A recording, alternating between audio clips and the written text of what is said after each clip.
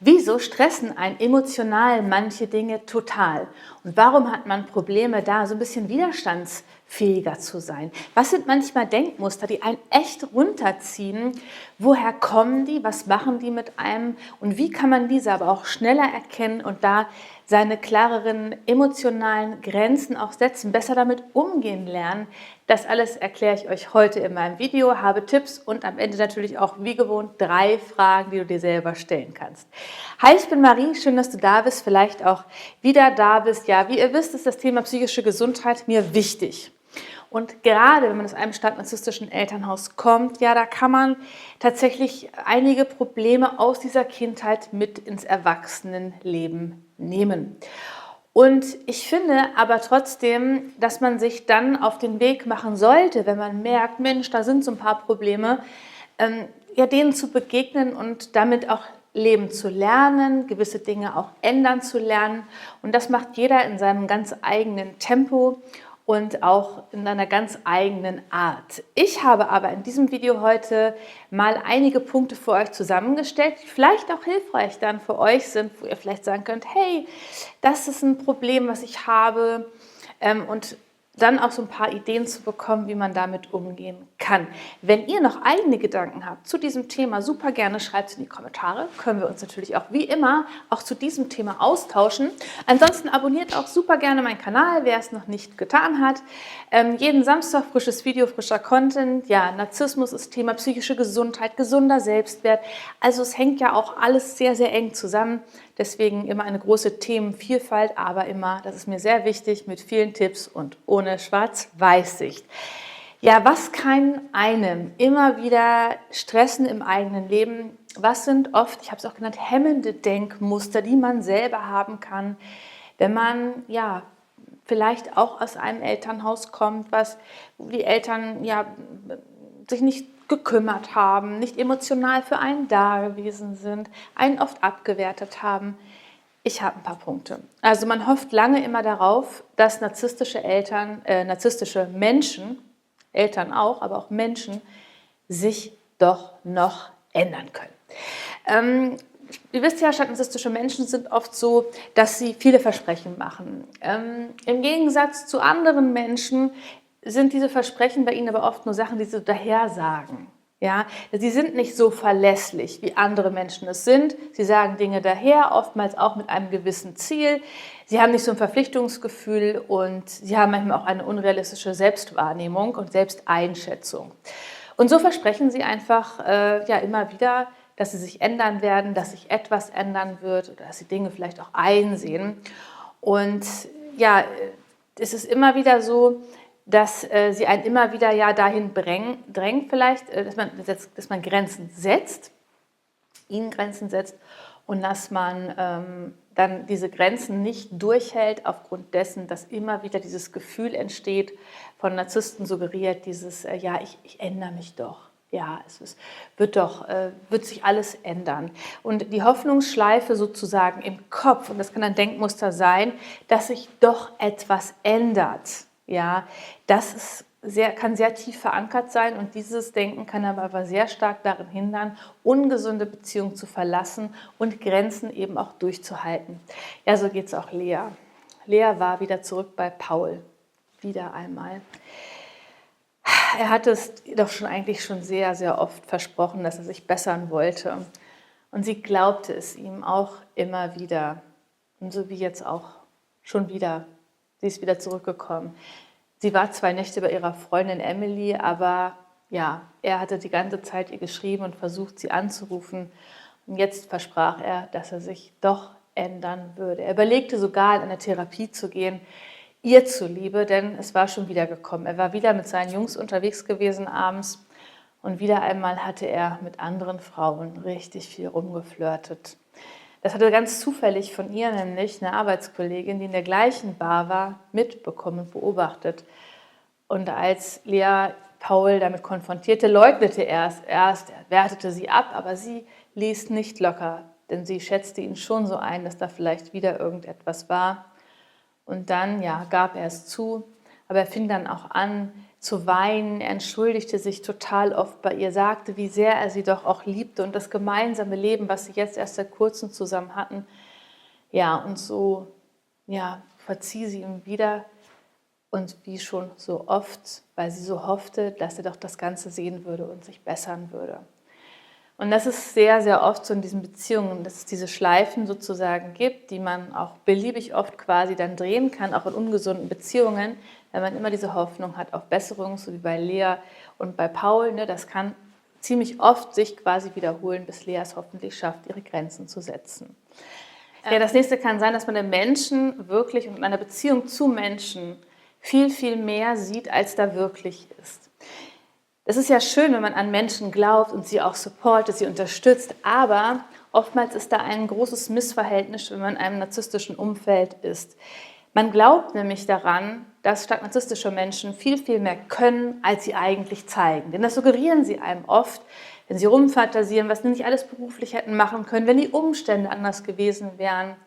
Oder auch andere Dinge, die sie im Leben scheinbar nicht geschafft und erreicht haben aufgrund der schlechten Umstände oder anderer Menschen. Deswegen berät man sie oft, man fördert sie extrem. Alle Energie fließt quasi in das narzisstische Gegenüber, weil man daran glaubt, dass er oder sie sich doch irgendwie verbessern kann, wenn man sie oder ihn nur genug unterstützt. So kann es auch in der Beziehung zueinander sein. Vielleicht ist die Beziehung nicht so wirklich intensiv, wenn man genau hinguckt, sind diese Beziehungen ja nicht wirklich tief. Aber Narzissten geben dem Gegenüber immer die Schuld, dass man daran schuld ist, dass die Beziehung nicht tief ist, dass es immer wieder Probleme gibt. Und so glaubt man daran, dass das auf jeden Fall besser werden kann und arbeitet sich dann immer mehr daran ab, dass es aussichtslos ist und oftmals einfach es gar kein Happy End sozusagen geben wird oder auch geben kann, weil stark narzisstische Menschen gar keinen positiven Abschluss wollen oder auch gar keinen Tiefgang wollen, das will oder kann man manchmal gar nicht sehen. Man hat eher das Gefühl, wenn man nicht alles gibt und damit aufhört, dass man das Gegenüber aufgibt. Denn das suggerieren einem narzisstische Menschen sehr oft. Du wirst das schaffen, Sally, dieses Mal bestimmt. Adrian hatte wirklich alles getan, damit Sally optimal ins Vorstellungsgespräch ging. Aber wieder einmal klappte es nicht. Und Adrian war mal wieder schuld. Dabei tat er doch wirklich alles, damit Sally endlich einen neuen Job bekommt. Zumindest versuchte er wirklich, sie überall zu unterstützen. Und sie behandelte ihn aber trotzdem überhaupt nicht gut. Sie hatten seit einiger Zeit so eine Art Sommerflirt, aber Adrian wollte so gerne mehr. Er wollte so viel mehr Zeit auch mit Sally verbringen. Denn Sally suchte eigentlich auch was anderes, das sagte sie immer, sie suchte nach einer Beziehung und einen Mann, der sie unterstützte. Und er hoffte so sehr, dass sie sah, dass er sie unterstützte. Und auch mit einem neuen Job hoffte er irgendwie, wenn sie die bekam, dass es ihr besser ging. Ihr ging es manchmal schlecht und dass sie eine Perspektive hatte. Aber je mehr er tat, umso schlimmer behandelte Sally ihn. Und das habt ihr auch, wie gesagt, sehr oft. Also Adrian denkt halt, er gibt ganz viel, er tut ganz viel, er stützt sie, versucht ihr Leben zu ändern. Dann wird sich auch diese Beziehung ändern, wird es Sally besser gehen, aber bekommt dafür Undankbarkeit. Und das habt ihr sehr, sehr häufig, da sich dran abzuarbeiten, an etwas, was recht aussichtslos ist. Das nächste ist, man glaubt, dass alle sehen, was man nicht kann. Das kann auch oftmals sein, wenn ihr aus einem stark narzisstischen Elternhaus kommt, mit geringem Selbstwert, dann ist man meistens eher ein Tiefstapler sozusagen. So wie stark narzisstische Menschen oft die Hochstapler sind, die ja glauben, sind hochbegabt, hochsensibel. Also alle Wörter mit hoch vereinen sie eigentlich auf sich. Sind andere Menschen häufig ja Tiefstapler, gerade die schwarzen Schafe sozusagen innerhalb dieser Familien, hier oben, hier unten zu dem Thema auch nochmal etwas. Und häufig ist es so, dass die eher denken, oh Gott, ich muss viel mehr noch machen. Sie bilden sich die ganze Zeit weiter. Sie machen tolle Studien, machen Studium, machen tolle Abschlüsse, Weiterbildung, tolle Jobs. Trotzdem glauben sie, sie sind nicht gut und nicht gut genug. Trotzdem finden diese Menschen auch selbst scheinbar immer wieder Fehler und Lücken und den Beweis, dass sie Beweis für sich selber, eben nicht ausreichend und nicht gut genug sind. Und das Blöde ist, dass, wenn man in einem narzisstischen Umfeld ist, einem das quasi auch immer wieder suggeriert wird. obwohl es gar nicht so ist. Endlich waren sie in der Pilotphase und es war so viel Arbeit für Felix, das alles wirklich auch hinzubekommen. Er hatte wirklich an alles gedacht. Doch dann kam Fatih in seinen Office. Oh Mann, dir ist schon klar, dass wir schon wieder ein Riesending hier falsch gemacht haben mit den Zahlen. Ich habe es gefunden. Zum Glück. Aber Felix war sich eigentlich gar keiner Schuld bewusst. Was denn? Dachte er sich, das fragte ihn. Fatih, was denn genau? Was hast du denn da gefunden? Ich weiß gar nicht, die Zahlen, da war doch alles korrekt. Ich bin alles tausendmal auch durchgegangen. Ja, ich habe es ausgebügelt, sagte er nur. Da reden wir jetzt auch nicht mehr drüber, aber du musst schon durchaus genauer arbeiten. Kennst du dich mit dem Programm nicht richtig aus? Ich bin mir da gerade nicht so sicher. Felix versuchte sich zu rechtfertigen. Nein, ich kenne mich da super aus und da war doch auch alles schlüssig. Felix war ganz durcheinander, er wusste einfach nicht, was er vergessen hatte. Aber Fatih erklärte ihm auch überhaupt nicht, was es sein sollte. Er redete immer nur so komisch daher und spielte sich immer auf, als wenn er alles geregelt hätte. Wenn man genau hinguckte, war auch gar nichts. Fatih hatte mal wieder Mist erzählt. Mist, um ihn zu verunsichern und um sich wieder glänzend und gut dastehen zu lassen.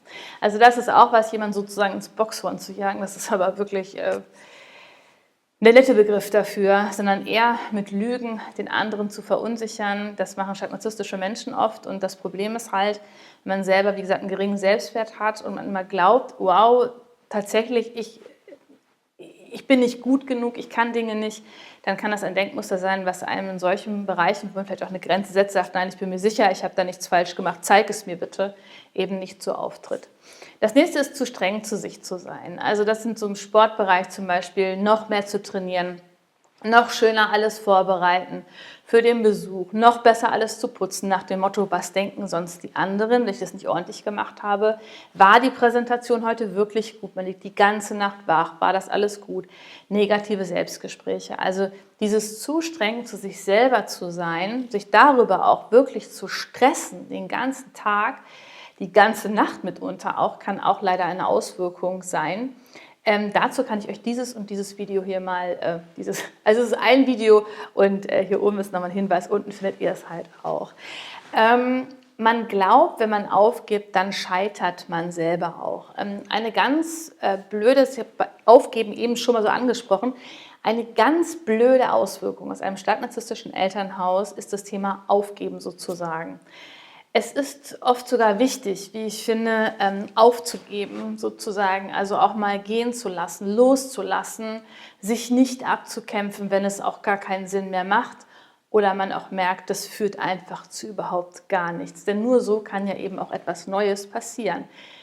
Immer das Gleiche hemmt auf Dauer vielleicht sogar. Es macht manchmal Sinn, etwas auch ziehen zu lassen, auch dann, wenn man vielleicht nicht wirklich einen richtigen Plan B hat. Man ist deswegen auch nicht gescheitert.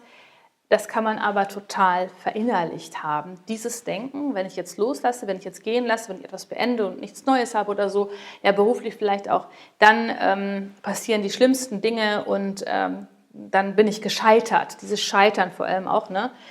Und das ist etwas, das kann einem aber total im Weg stehen im eigenen Leben. Und es kann ja auch sogar gesundheitliche Probleme hervorrufen, so wie bei Sarah. Sarah hatte sich nämlich vorgenommen, am Halbmarathon teilzunehmen und dafür zu trainieren. Nun lag sie eine Woche vor dem Lauf total krank im Bett. Sie hatte sich eine Grippe zugezogen, aber sie konnte es irgendwie nicht akzeptieren. Sie ging zum Arzt und der Arzt riet ihr wirklich ab, weil die Erkrankung so schlimm war, zu laufen. Ja, er sagte, mach den Halbmarathon besser nicht. Die Gefahr ist zu groß, außerdem ist auch überhaupt nicht klar, ob du es überhaupt schaffen würdest. Es besteht auch gesundheitliche Gefahr, es zu tun. Sie schleppte sich aber hin, sie schleppte sich tatsächlich durch die 20 Kilometer, aber hatte Monate danach noch wirklich starke gesundheitliche Probleme mit der Atmung und Spaß machte es ihr eigentlich auch nicht. Also das war eine Quälerei, die sie da hatte. Aber sie wollte einfach nicht scheitern. Aufgeben war für Sarah nie eine Option, wie so oft im Leben. Und jetzt musste sie mit dieser Nachwirkung leben. War es dieser Halbmarathon wirklich wert? Und das ist etwas, das ist jetzt an dem Beispiel mit dem Sport, wie gesagt. Es gibt aber auch andere Lebensbereiche, wo es übertragen könnt. Also dieses wirklich Aufgeben, loslassen, gleich scheitern, kann wirklich tief verankert sein. Und ja, das könntet ihr auch mal darauf achten. So ein Denkmuster kann einen wirklich sehr stark hemmen in der Weiterentwicklung. Ja, was einen auch richtig stressen kann, sind ungesunde Glaubenssätze. Ich kann das nicht, das wird sowieso nichts, du kannst nichts, du bist eine absolute Niete. Das andere zu einem sagen, aber man gedanklich das Ganze verinnerlicht hat. Sie kommen manchmal wie eine Welle und man muss sagen, wenn man ein narzisstisches Umfeld hat, die merken das und die verstärken das, anstatt einen in den Arm zu nehmen und zu unterstützen. Wenn man da rein verfällt, sich selbst ja, so richtig mies zu behandeln, sich runterzumachen, blasen die noch mit ins Horn sozusagen und hauen nochmal oben drauf. Man muss sagen, diese können sich sehr stark verankert haben. Das ist auch bei jedem total unterschiedlich, auch wie tief das ist. Ich finde auch, es hängt dann immer noch davon ab, wie geht es einem aktuell vielleicht auch, wie viel Resilienz hat man, ne? Wie gestresst ist man auch sonst, dass diese Sätze eben auch wirken können. Man muss aber ehrlich sagen, nur mit anderen Glaubenssätzen, also mit Positivsätzen, ist es da häufig leider nicht wirklich getan. Häufig sind die schon durchaus fest verankert. Da braucht es wirklich Zeit, um zu erkennen, wann sie kommen, wann sie wirken, auch wie sie wirken. Im Übrigen dieses ganze, ja, wo solche Sachen herkommen, welche Auswirkungen hat, welche Denkmuster, ist auch Thema in meinem aktuellen Buch, kann ich euch ans Herz legen als Ergänzung, auch nochmal vielleicht zu diesem Video. Hier, so sieht es aus. Und ich habe es auch verlinkt unten und ich finde, es ist nochmal wichtig, da wirklich tiefer einzutauchen, weil wenn einen das belastet, bei einem das Leben das wirklich schwer machen kann. Wenn etwas nicht klappt, dann habe ich mich nicht genug angestrengt. Das passt so ein bisschen, was ich auch eben gerade schon als Punkt hatte. Ich habe es ja genannt, den Manifestationsquatsch, gerne von Narzissten verbreitet. Also das ist etwas nach dem Motto, du musst nur ganz doll daran glauben und dann wird das schon. Das Schicksal wird das dann für dich schon richten oder das Karma wird es richten. Ja, das ist schrecklich, denn nicht selten kommt man durch sowas dann noch tiefer in so einen negativen Sumpf rein. Positives Denken, versteht mich nicht falsch, ist super, super wichtig. Ja, aber das reicht oftmals eben nicht. Ja, es gibt viele, viele Dinge im Leben, die kann man nicht beeinflussen. Manchmal hat man einfach kein Glück, trifft aus späterer Sicht falsche Entscheidungen. Das ist dann so. Und es ist wichtig, sich das nicht anzulasten. Wenn etwas nicht klappt, dann liegt es, wie gesagt, in vielen, vielen anderen Punkten oft eben auch. Und es ist wichtig, da nicht dahin zu tendieren, sich dann sofort Selbstvorwürfe zu machen und hinzukommen, nur mich trifft das so hart, sondern viel, viel mehr zu sehen, hey, es hat nicht geklappt, das ist total schade, ich kann mir nichts vorwerfen, ich habe alles dafür getan, dass es klappt. Ich habe vielleicht in diesem Moment kein Glück gehabt, aber es spricht nichts dagegen, dass ich das beim nächsten Mal habe. Und bei anderen Menschen ist es auch so, dass manche Dinge mal klappen, mal nicht. Und es ist wichtig, da sich nicht noch so Vorwürfe zu machen, weil man da echt in einen richtig tiefen Sumpf reinkommen kann. Man kann aber dieses Denken durchaus durch ein narzisstisches Umfeld sehr stark, dass man selber alles von einem selber abhängt, Narzissten einem das oft suggerieren, sehr stark verankert haben, dieses Denkmuster. Und das ist sehr, sehr negativ oft. Dann eben diese negative Welle, die bei negativen Ergebnissen rollt. Ich bin da eben schon mal ansatzweise drauf eingegangen. Ein negativer Blick beginnt durch ein sehr stark negatives Erlebnis, was einen triggert. Es passiert dann noch etwas Zweites Negatives dazu, das kann passieren im Leben.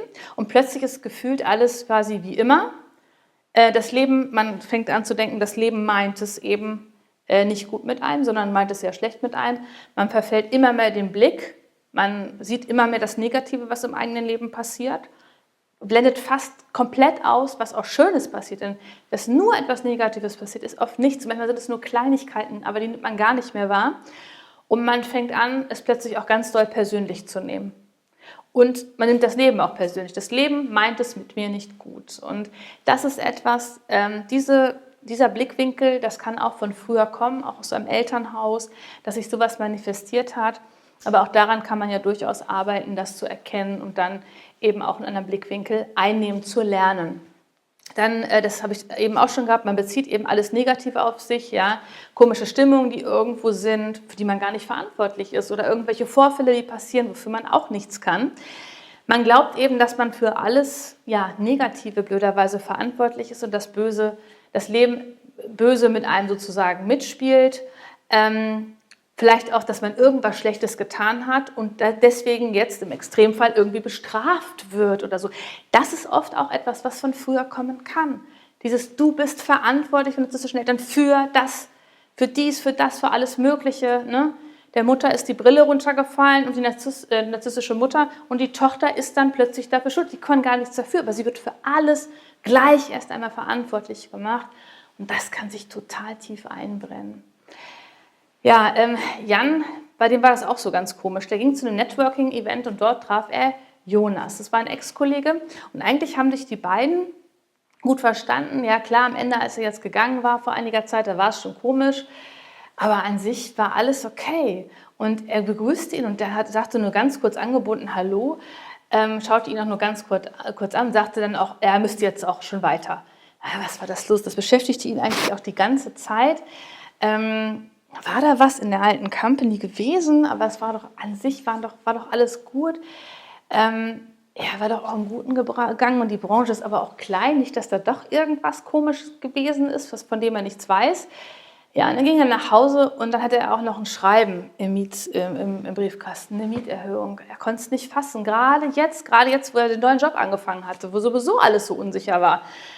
Und am nächsten Tag, er konnte es nicht fassen, stieg er in sein Auto und es war auch noch das Auto kaputt. Was war das alles? Was hatte er verbrochen? Was war das für eine Strafe? Was war das, dass das Leben ihn so bestrafte? Für was?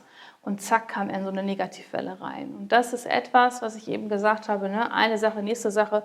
Und da so ein bisschen mehr Resilienz zu haben, sich abgrenzen zu können. Das ist etwas, kann man lernen, aber das kann sein, dass man in so eine Schlaufe reinkommt, auch gerade, wenn man so aufgewachsen ist. Dann die negativen, destruktiven Denkmuster beeinflussen eben auch die Gesundheit. Ne? Die stressen einen mitunter. Da habe ich ein Video hier oben und hier unten. Ja, woran liegt es, dass man tatsächlich manchmal so in solche Denkmuster tief hat, da immer wieder rein verfällt? Die Resilienz eben fehlt. Ja, es kann sein, dass man wirklich seit der Kindheit da diese Denkmuster schon, ja, dass die angelegt worden sind, da sozusagen. Ne?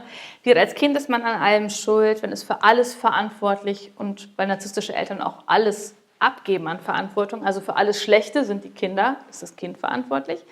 Man trägt als Kind viel zu viel Verantwortung und lebt in der Hoffnung, dass sich etwas ändert und dass sie etwas ändern können an ihren Eltern, an der Situation, die zu Hause ist.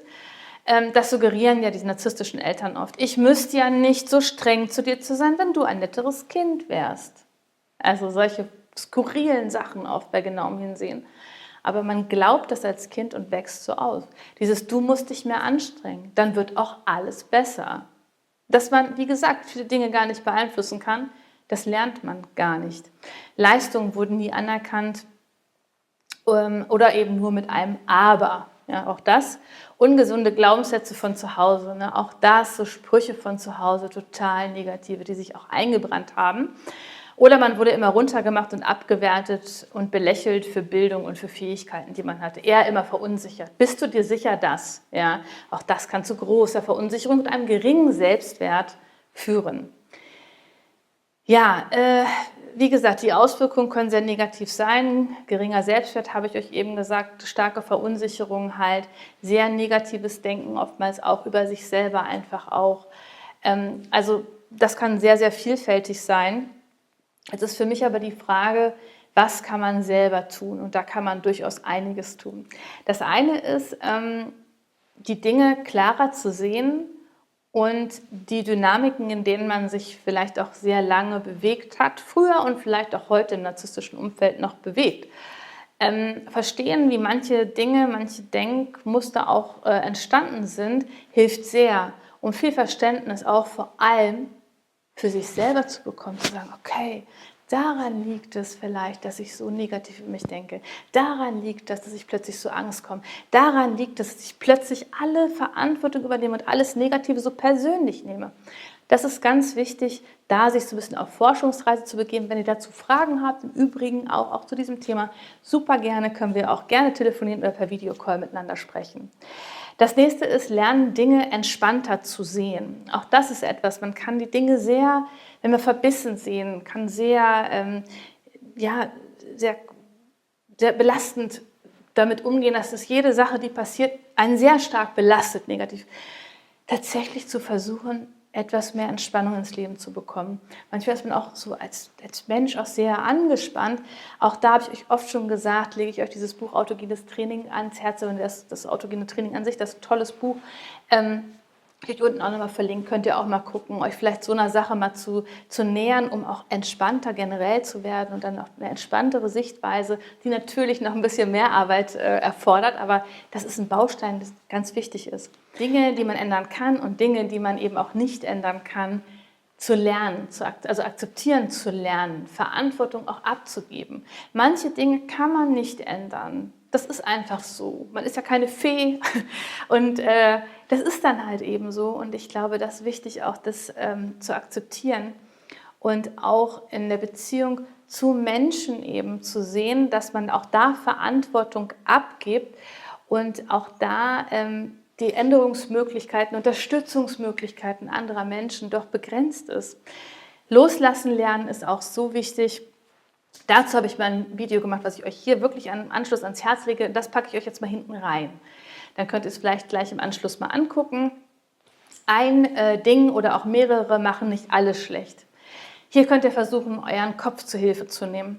Wenn ihr da rein verfallt, so, oh nein, das ist schlecht und das ist schlecht und die Emotionen euch übermannen, tatsächlich versuchen, okay, in einer ruhigen Minute, nein, es sind auch gute Sachen. Versuchen, da eine gewisse Ausgeglichenheit als Unterstützung herzustellen.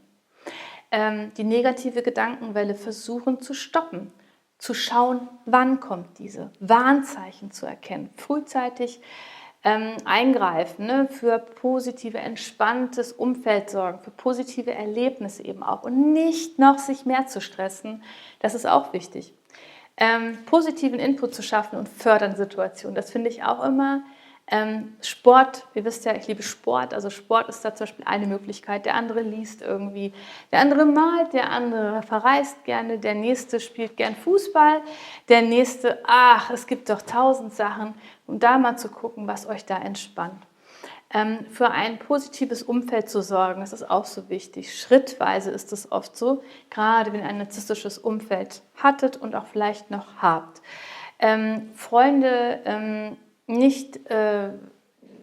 also ausnutzende Freunde, die man ständig unterstützt und ständig berät und ständig coacht sozusagen, da wirklich mal einen Cut zu machen, zu sagen, nein.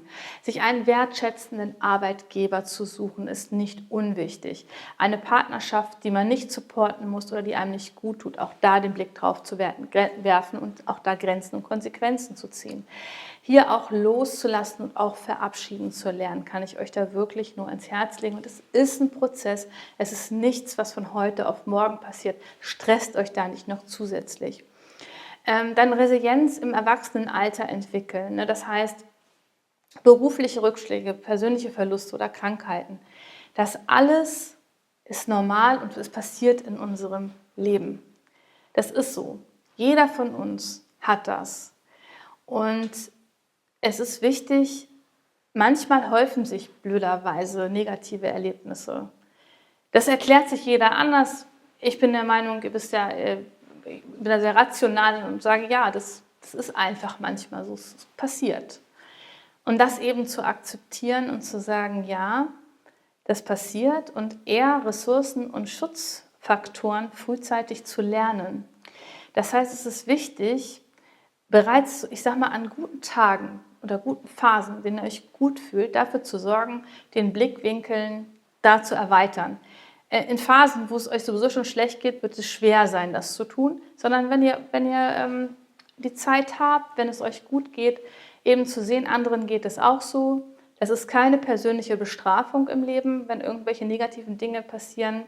Man wird es schaffen, damit klarkommen und tatsächlich optimistischer auf die Welt zu gucken. Womit ich nicht meine, jeden Morgen zu sagen, alles ist super gut. Es ist nicht jeden Morgen alles super gut, das ist nicht das Leben. Aber optimistischer eher zu schauen. Dazu habe ich hier oben und hier unten im Übrigen auch noch mal. Ja, und das nächste ist positive Selbstgespräche im gesunden Maß. Tatsächlich, wie ich schon oft gesagt, das machen Sportler sehr oft. Bei Wettkämpfen müsst ihr mal darauf achten, wenn ihr jetzt so, ich muss immer an die Leichtathletik-Wettkämpfe, ich glaube Olympia war das auch und so, die reden mit sich, oder auch Tennisspieler machen das auch oft, dass man im gesunden Maß Selbstgespräche führt, wie gesagt, alles im gesunden Maß.